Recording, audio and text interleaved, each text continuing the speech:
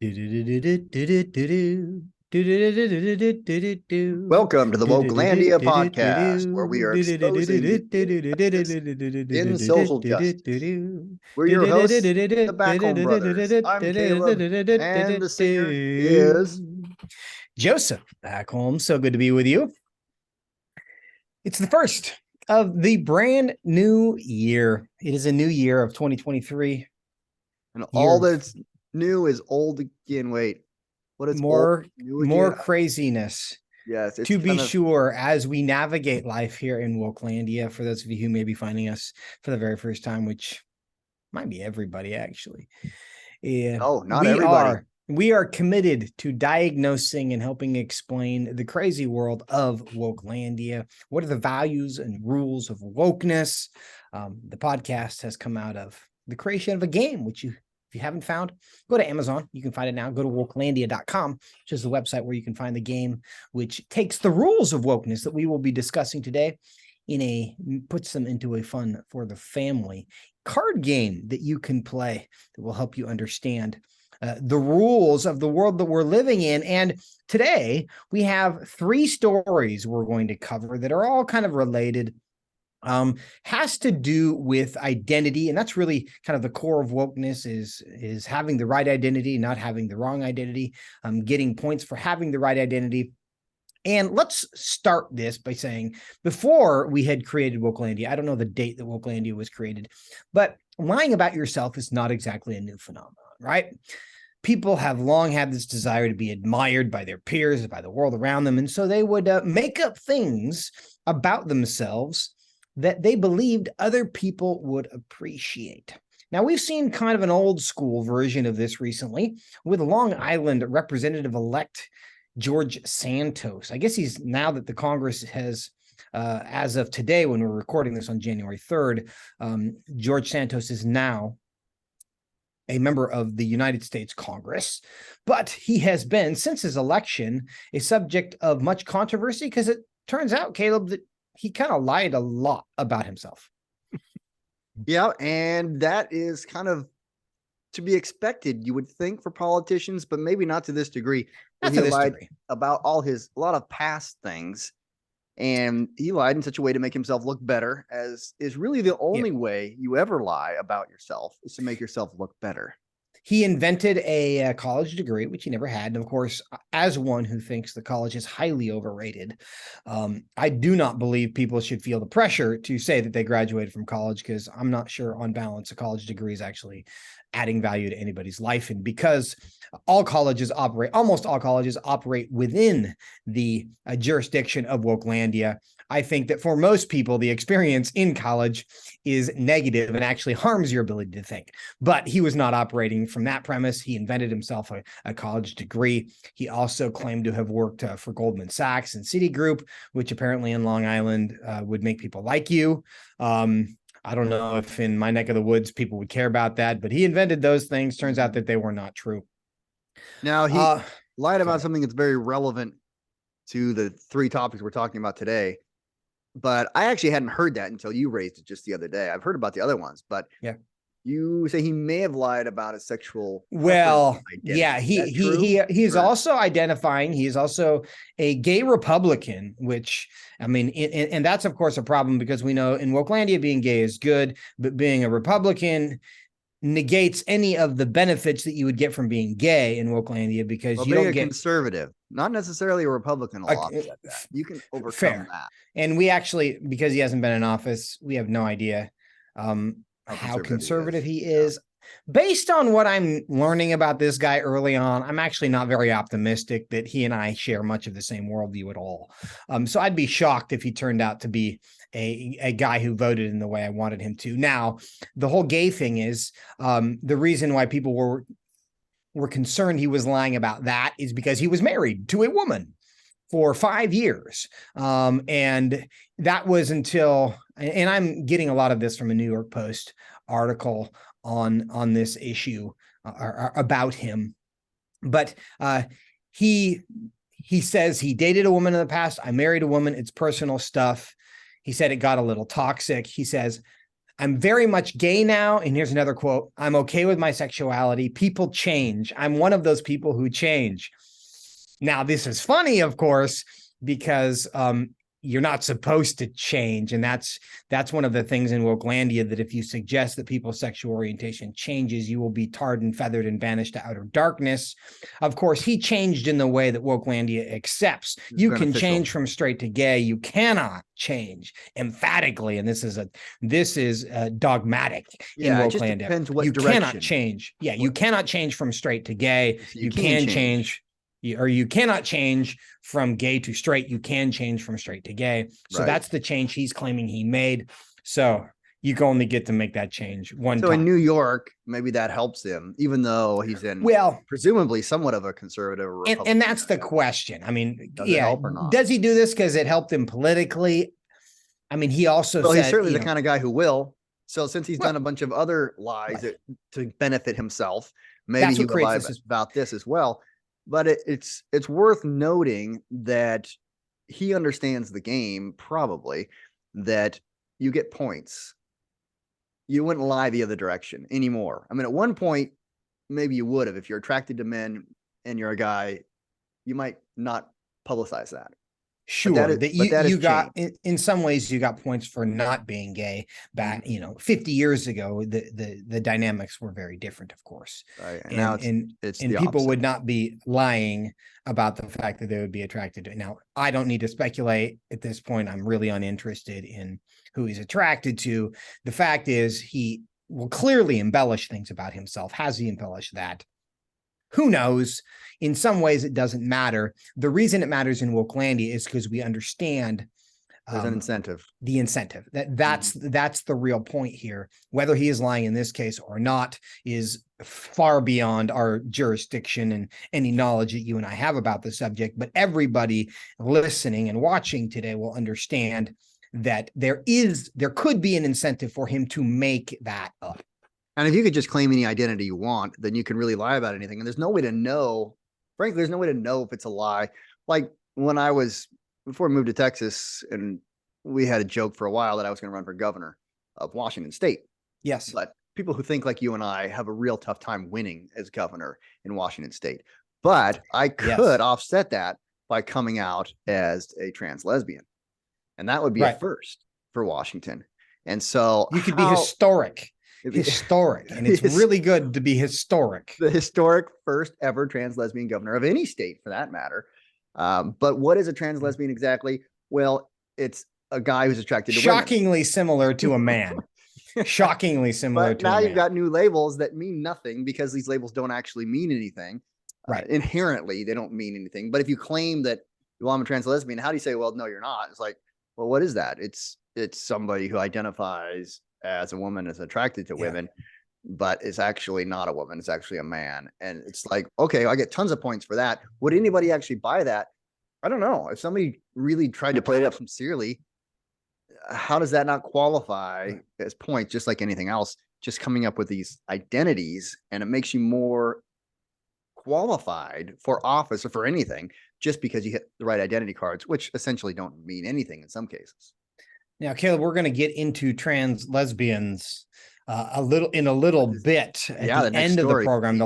Actually, we're going to go to that story last. So hang on for the trans lesbian angle here, because next, so George Santos, has he claimed sexual orientation? Has he claimed this identity to get a political advantage? We don't really know. We know the incentive is there. Our next story is about someone who very clearly has.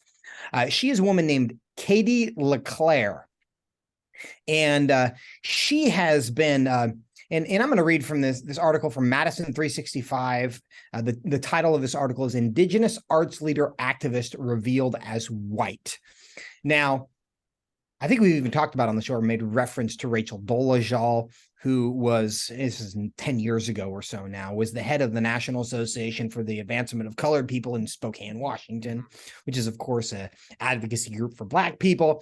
Turns out that she was not Black, and she has never been Black. She was born to very white parents, but she claimed that identity, and it actually got her got her pretty far down the line. Eventually, somebody exposed her as not being Black. She had gone to kind of significant lengths to appear more Black than she actually was, which would be necessary because she's not Black, so she doesn't appear Black, right? So she had altered her appearance. And eventually, when she was exposed, she was shamed and humiliated and run out of town. That's appropriation. And of course, we've discussed the fact that in Wokelandia, you can appropriate gender, and that's just called being trans, and you get lots of points for it. You can't appropriate race. That's called appropriation, and that's terrible. What's the difference? Who knows? No one in Wokelandia will explain it to you, but there is a difference that you are supposed to understand. Now, we have another example here of someone like Rachel Dolezal in Katie LeClaire, who in early 2020, an Indigenous artist urged the owners of a new music venue to change its name. And essentially, she got this restaurant or this music venue to change their name from the Winnebago to the Burr Oak, because she was claiming that the Winnebago was exploiting and I guess I have no idea. I always thought of Winnebagos as like, it's the camper RV. Campers, right? So is there some kind of, do you know what the native connection is? Apparently that there used to be an Indian tribe that was named the Winnebago. I had never heard that, which that's I guess maybe is a nice thing that there's a camper named Winnebago, because that name hasn't completely disappeared. Because otherwise, I think that name would be unknown by 99% of America, which is a little ironic that they're trying to make sure nobody ever uses these names, these words. But the fact is, using these words is the only way to preserve them and keep them around for people to even know that these tribes ever existed. So when they hear the term Winnebago, they're like, oh, I didn't realize that was an Indian tribe. Maybe I should look into the history there a little bit and find out a little bit about that tribe. If it wasn't for that, the tribe would be utterly forgotten by almost everyone. Right. And that seems like a bad thing, to completely forget about a people group that used to live in North America. I assume this is a North American tribe. I don't even know that. But they want to make sure that the names are never used by anyone outside the tribe, which is backwards to me. It's the whole renaming things, the sports teams too, and getting rid of all these sports names that make any reference to Indian tribes, because they just might the Indians, that name itself, the Cleveland Indians, it was a better name than their new name of, I don't even remember what it is. The patriarchal Guardians. Yeah. I mean, that just totally makes me think of men in armor, Guardians. Yeah. So I think it's that's worse. It's terrible. We got to do a show on that sometime, why all the names are worse. So but they want to get rid of Winnebago. They don't want that to be the name of the cafe. Here's what Katie LeClaire had to say after she successfully got the Winnebago to change their name to the Burr Oak. She says, quote, "I'm glad the owners have decided to no longer profit from the identities of Indigenous people. I'm glad the name is going, but I'm not happy the institutions that allowed it to be stolen in the first place remain. For over 500 years, Indigenous peoples have not controlled our narratives and representations. Our exclusion has been built into inclusion for others." Whatever that means. Well, I don't know exactly what that means either, but she repeatedly uses the term our, right, to include herself as one of the Native Americans. Well, the problem is she's not Indigenous, Native American, Indian, whatever term you want to use. It was Elizabeth Warren. Yes, and for those who are not history majors, you will recall that a current U.S. Senator, Senator Elizabeth Warren, also made claims of being Native American. And actually, back to the George Santos reference, I think did she not claim to be Native American in an application for a job a teaching job? Was it at Harvard? Pretty sure it's a teaching job, and she got hired on the basis of that, which just goes to the point that these give you credit. Falsely claiming this, truly claiming it, or falsely claiming it, either way, it gives you credit. It's kind of it puts the lie to the whole white privilege thing, is that you get in our society today, you get more points, you get more credit for being not white, whatever that might actually mean. And that's why this lady is doing the same thing that Elizabeth Warren is doing. That threatens to derail this entire conversation, because I don't think white privilege doesn't exist. I think all forms of privilege exist depending on where you are. So I think there is a thing, depending on the environment you are in and the situation you are in and the culture you're in, there can be advantages from being white, and there are. There can be. There can also be disadvantages, all of them, right? But nobody claims to be white when they're not. I've never heard of a case like that. And even like, look at Barack Obama running for office. Well, not lately. You used to hear about people claiming to be white. Yeah. When they were not. Before, but because it was hugely, 200 years ago, it was hugely advantageous to be white rather than not white. Yeah, and even so being partially black, even having a black grandparent could greatly disadvantage you in the American South in the 1800s. So there was great white privilege at that time. But now it's flipped around the other way, where people are still focused on race, but focused very wrongly. Just as they were focused wrongly on race then, they privilege people based on one race, and now it's the other race. And like Barack Obama claimed to be black. He was half black and half white, raised with a white parent and white grandparents. But he got, in our culture today, being black was advantageous for him. And he didn't have to lie about that because his dad really was black. So I'm not saying he was lied about it, but it just shows how things have changed in our culture, where you get credit for being not white. And he's called the first black president. And in a sense, that's true. In a sense, it's not true. I guess it's 50-50, but it just shows how different the perspective is now, where we're claiming to be not white is an advantage. Yeah. Where really, I think people should not advantage one way or the other, but it hugely is. I mean, and we've even, I think, on past episodes talked about the advantage that it represents in college applications, except for being Asian. That's a huge disadvantage. Claiming to be Asian now when you apply to college, trying to get into college is a handicap. Claiming to be something other than white or Asian is an advantage, objectively, right? Nobody's even going to challenge that. The question is whether or not that is appropriate. But we should lie about it too. We have Katie LeClaire here. And one of my favorite parts of this little story also is that she also claims to be two-spirit, right? So I don't even know what this is, but apparently it's somewhere on the like sexual orientation spectrum. Is that right? Mm-hmm. Yeah. Two-spirit is like, I've gotten into some conversations with people talking about it, where it's trying to establish historical precedent for this transgender phenomenon that's going on in our country right now, saying a lot of other tribes and other cultures had the same thing. They were two-spirit, which meant they were both male and female, or maybe it means they were neither female or neither male. I mean, kind of the same thing. But yeah, that gender wasn't binary. And because of that, really is. This article that I'm reading refers to Katie LeClaire as they and them the whole time, which is just frustrating to read. But it's just, you keep thinking it's talking about more than one person, and then who are these people? It's just because they're two-spirit. It's like, is that like being bipolar? I mean, I don't know. Do you have? I mean, because it's we are legion, right? Yes. I mean, there are examples of this kind of stuff. Anyway, but that was a demonic possession, so being something that Jesus worked against. Multiple personalities. Correct. Yeah. It's not desirable. But Katie LeClaire, again, clearly has some issues. She's claiming an identity. Why is she claiming this identity? Because she understands that it is advantageous to her in her life if she's not white, if she's Native American. Obviously, it made her feel better, so she claimed this.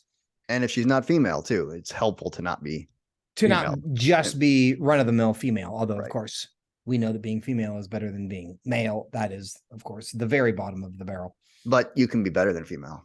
You can be better than female by being trans, whatever that is, two-spirit or trans. Two-spirit and trans, they, which is binary. Which brings us to our last story of the day, and this comes from the great state of Missouri, where today, Amber McLaughlin is scheduled to be executed for a murder committed in 2003. Now, why is this a big deal? I mean, of course, executions are a big deal and newsworthy, and requests for clemency have not been granted.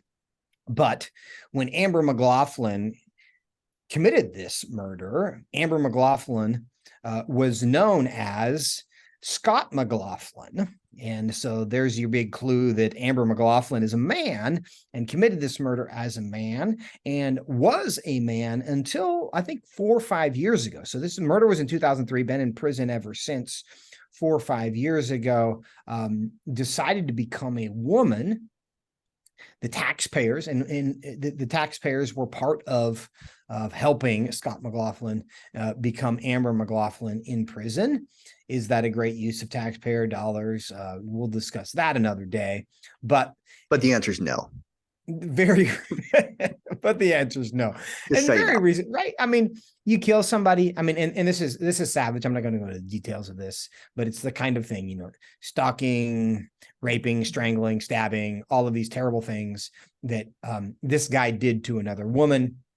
Has in recent weeks and days been requesting leniency and trying to get out of the death penalty because of mental health. Now, there's no doubt in my mind that there are mental health issues here, just based on the limited things I know about Scott McLaughlin. Now, Amber McLaughlin, but part of this, should, and if you read stories about this, the headlines in many cases are, it's the first transgender woman to be executed, right? As if that's different, because suddenly this is a different category of prisoner in the mind of the public. Mm-hmm.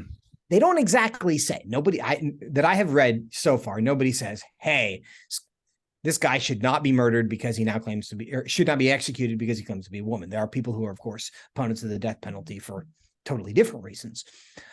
But nobody has said that, but it's kind of implied. It seems that this is a different case. It requires some sympathy. See some of the detail, terrible background, terrible history, hard childhood, all of which I'm inclined to believe happened, because this is clearly a troubled, hurting individual who has gone on to trouble and hurt other people's lives. But the way we're talking about it, the way we're thinking about it here in Wokelandia is this is different because now he says he's a woman. So should we treat it differently? And so if trans women are women, which is the expression we hear all the time, and he's being put to death, does that go down as a woman being executed or as a man being executed? Because we know that men are put to death at far higher rates than women because they commit far more of these heinous crimes than women do. And so they rightly should be put to death at higher rates than women. But for the point of equality, because we want well, let's go there. And equity and everything. Maybe now we can start getting some of these guys to identify as women, and then boom, there's no gender gap now. We busted right through that murderous glass equity. Ceiling. This is capital punishment equity, Caleb, because we need the outcomes to be the same. Should we just 50, start 50. Executing women because of how many men have already been executed to fair. Make sure that we achieve capital punishment equity? Well, we could just stop all executions altogether, which has kind of happened in a lot of states, but then you still have to keep them in prison, right? And so even that is going to be unfair because we've got, we don't have 50-50 we have way more men in prison either. So either we got to start arresting women, or we just can let all the men out, or we can just tell half the men to identify as women, and boom, problem solved. This actually highlights a really good problem with the notion of equity, because of course the goal of equity is having the same outcome, right? It's having the same outcome that, whether it's loans or income or incarcerations, all those things across all of these categories. So I think what equity would call for, and I haven't heard anybody seriously propose this because it's really stupid, but we've seen this in don't let that stop you. Just because it's really stupid doesn't mean it's not going to get proposed. I am a little afraid to plant the idea, but we just need to help us understand how equity works, right? When the outcome is the same, essentially, in order to eliminate inequity in the criminal justice system, what you would have to do, and we've a lot of people, and we've talked in the past, someone I know who worked in the Houston Police Department, who was a police officer there, and he was told, that your arrest rates have to be consistent with the racial demographics of the area that you are patrolling. Yeah. And so he was not, so he had to not just think about, is that guy doing something he shouldn't do? Should he stop it? He was going to be, as a police officer, face penalties if he disproportionately arrested people based on skin color. So it wasn't just, are you a criminal? Are you threatening somebody? It's, are you the right color? Can I arrest you? Have I arrested too many people in your group already? Right. And so what that would do with you apply that principle to the incarceration system, you basically cannot arrest any more men than you have arrested women. Otherwise you've achieved inequity. Yeah. But that also goes to the white privilege point from before. Is one idea of white privilege that exists today is that young Black males do get incarcerated more, but they also commit a lot more crimes than the rest of the population. And is that fair that they be arrested more? Well, it is if they are committing crimes at a higher rate. Now, there are a lot of people who think, there are a lot of people who would say your belief that young Black men commit more crime is itself racist, right? But because they're patrolled more often, because they're policed in a way, they're policed disproportionately. And if you policed white people the same way we're policing Black people, then they would be arrested the same. Then they would be arrested at the same level. But I don't think the stats bear that out at all. And I don't have the stats in front of me because I wasn't prepared to talk about the subject, but looking into it, it just isn't the case. I don't think it has anything to do with the race. It's because of their background. For whatever reason, the homelessness, or not homelessness, but broken homes is a much bigger issue in the Black community. It's three-quarter, right? I think that's the issue, not because that's connected. They have more melanin or darker skin. I would agree with that. But for somebody who is a well-behaved young Black man, to be in that group, they might be looked at more suspiciously than a white young man would be, just because of the stats that are there and the facts that, well, we're looking for a Black guy. If there's a crime committed, it's more often by a young Black guy than by a young white guy. So every Black guy is looked at a little closer in the neighborhood as they're trying to figure out, is this the guy we're looking for or not? And if you're just a normal, decent young Black guy, then you've kind of got a disadvantage there that others don't have to deal with. And that's unfortunate, but for now, that is simply the reality. But do we just not arrest them then because of the wrong skin color? Or if we're looking for, same good thing goes for women. If you're a woman, you're not as likely to be pointed at in a crime because more crimes, at least violent crimes, are committed by men. And so that's a female privilege, I suppose, in that sense, very much in the same way. And the solution to all of this, and the alternative to Wokelandia, is valuing the meaningful over the superficial. Because we talk about whether you're pretending to be gay, whether you're pretending to be indigenous, whether you're pretending to be a woman, whatever those things ultimately don't matter.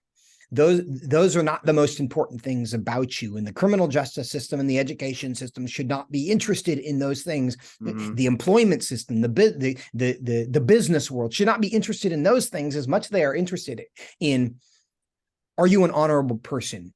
Can you accomplish the job? Do you do what you say you're going to do, right?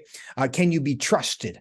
All of those things that actually matter about a person, we see consistently devalued. And so you have this weird world where, well, should we just execute fewer men? Should we imprison fewer men? Should we admit fewer people who are white, so that the numbers even out? That's the obsession that Wokelandia creates when it places all the value on the category that you happen to identify with. And not on the individual. And it does not allow us to think about who you are. What have you done? How do we treat you justly based on who you are, the decisions that you've made? That consideration is irrelevant. The thing that we're focused on is, what group are you part of? And let's make sure these groups have the same outcome.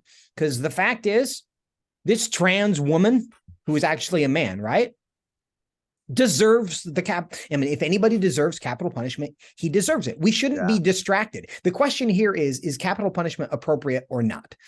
Has nothing to do with the fact that he has attempted to go under a sex change operation in the last handful of years, right? It's totally irrelevant. And Wokelandia insists that we are distracted from the meaningful to consider things that are ultimately not meaningful? Yeah. Should Katie LeClaire feel any better about herself if she's perceived as Native American than Indian. some, Swedish girl or whatever she actually is? It shouldn't matter. Right. But she understands but in that that world, it does matter. Yeah, and so she's trying to leverage that. That's the problem. And that's why wokeness always leads to injustice, because we can't consider Katie LeClaire for who she is, or Scott McLaughlin for who he is, independent of the identity category that they belong to. And that's the problem. And this search for social justice then becomes injustice, because rather than being treated on the content of your character and your behaviors, you're treated based on the group that you're identified with. And that's not just. It's a complete injustice and a perversion of justice. And that's why social justice is in fact a form of injustice when applied like that. I think our time is up. So those are 3 good topics, all related to each other, all coming out in the new year. But new year, same ideas, just new twists on our. I promise there's going to be more next time. There's another one right around the corner, and we'll be here to discuss it. So thanks everybody for joining us. We'll talk to you next time. See ya.